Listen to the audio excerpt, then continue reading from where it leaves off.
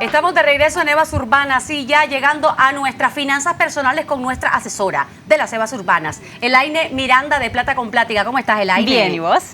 Muy bien, ahí siguiéndote en chat, en Snapchat, en chat también, en Snapchat, todo lo que estás compartiendo, tus ejercicios y tus idas, además, a impartir talleres a lugares, bueno, que no están tan cercanos a Managua. Sí. Comentanos. Pues mira, vos sabes, yo siempre estoy dando charlas y talleres a empresas y de vez en cuando trabajo también con algunos grupos comunitarios que están en unas partes un poquito más lejanas de Managua.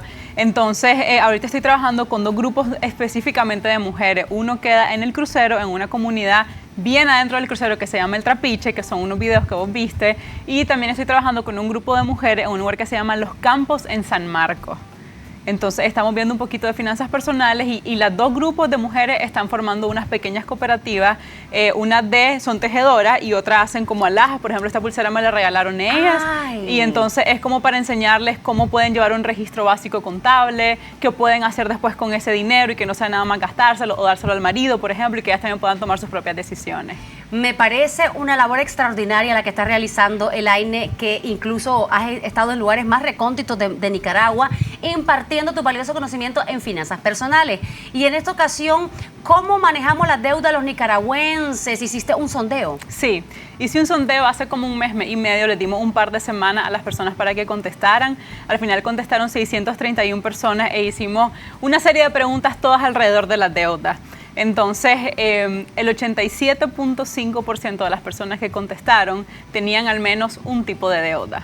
Ay, es bastante. Ay, sí. Es mucha la gente que está endeudada. Ay, claro. Entonces empezamos a analizar un poquito los datos demográficos de esa gente que estaba endeudada para analizar por qué es que estaban endeudadas. Hay mucha gente, por ejemplo, que dice, es que si soy pobre o si gano menos, entonces como quien dice, el crédito es la única manera en que puedo tener mis cosas y por eso me endeudo. Y curiosamente, cuando analizamos a la pequeña parte de los que no estaban endeudados, la gran mayoría ganaba menos de $300. Eso quiere decir que mucha gente que tiene ingresos bajos realmente no está endeudada y no es el ingreso el que determina si te vas a endeudar o no, sino tus propios hábitos de consumo. Eso es relevante y qué importante es estar al día en cuanto a que es un ejercicio de diario el estarse uno frenando, digamos, porque uno siempre se va a apetecer de todo. Así es. Pero al estar repitiendo cosas, por ejemplo, yo repito, una de las frases célebres de Elaine es, ¿lo quiero o lo necesito? Tenés que hacerte un lavado de cerebro.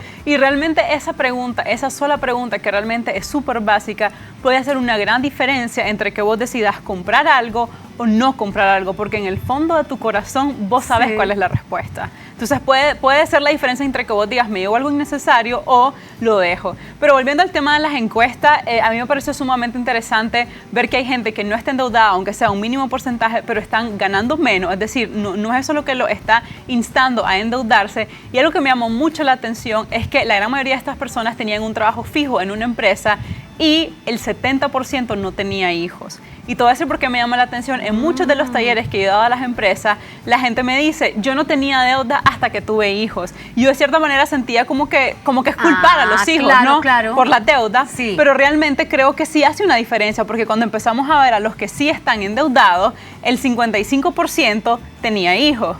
Y cuando empezás a ver después y empezamos a comparar los datos de la gente en general que contestó en la encuesta con los datos de la gente que sí estaba endeudada, no hay diferencia entre el tipo de trabajo, entre los ingresos salariales, entre la edad. Es decir, ninguna de estas condiciones determina que vos te vayas a endeudar o que no te vayas a endeudar, sino que realmente son las decisiones que vas a ir tomando en el camino.